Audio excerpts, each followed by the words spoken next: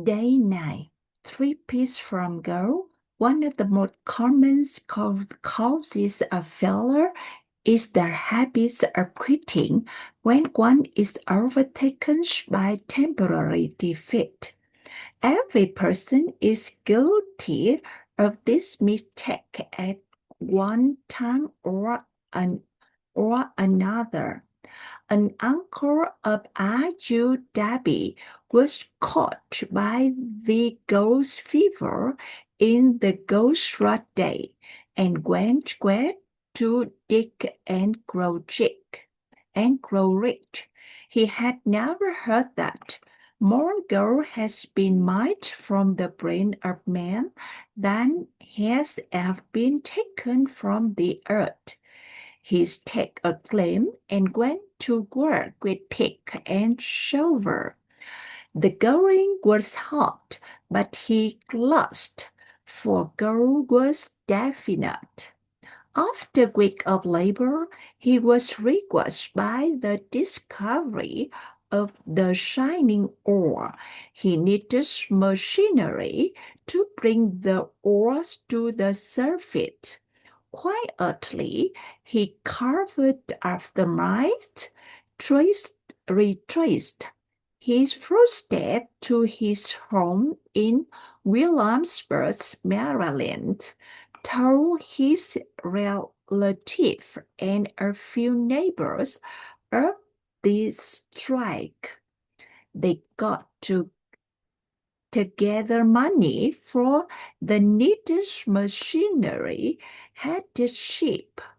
The uncle and Debbie went back to work the mine. The first cars of ore was mined and shipped to the smelter. The return proved they had one of the richest mines in Colorado. A few more cars of that ore would clear the debts. Then they would come to be killing in profit. Down went the deal, the trees, up went the hoof of W and Uncle. Then something happened. The vein of gold ore disappeared. They had come to the end of the rainbow, and the pot of gold was no longer there. They drilled on desperately, tried to pick up the vein again, all to no avail. Finally, they decided to quit. They sold the machinery to a young man for a few $100 and took a train back home. Some young men are dumb, but not this one. He called in a mining engineer to look at the mine and do a little calculating. The engineer advised that the project had failed because the owners were not familiar with fault lines. His calculations showed that the vein would be found that 3 feet from where the Dabbys had stopped drilling. That is exactly where it was found. The young man took millions of dollars in ore from the mine because he knew enough to seek expert counsel before giving up.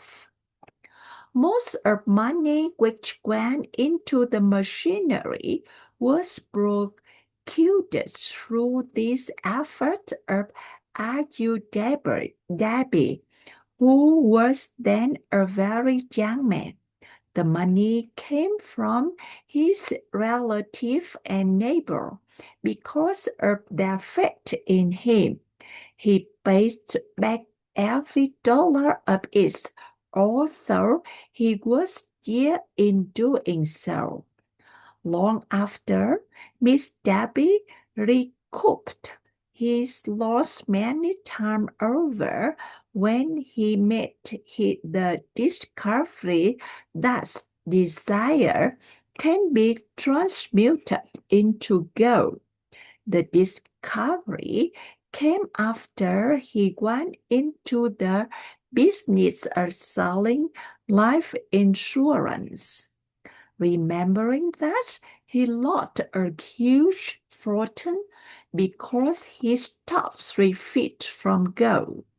Debbie, profited by the experience in his chosen work by the simple methods of saying to himself, I stopped 3 feet from gold, but I will never stop because men say no when I ask them to buy insurance. Debbie is one of a small group of fewer than 50 men who sell more than $1 million of life insurance annually. He owes his stickability to the lessons he learned from a quietability in the gold mining business. Before success from in any man's life, he is sure to meet with more temporary defeat and perhaps some failure. When defeat overtakes a man, the easiest and most logical thing to do is to quit. That is exactly what the majority of men do. More than 500 of the most successful men this country has ever known, though the author their greatest success came just one step beyond the point at which defeat had overtaken them.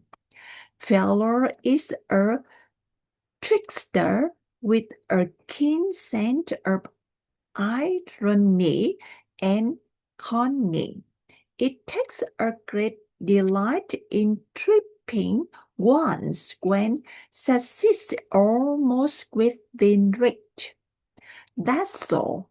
Thank you for listening.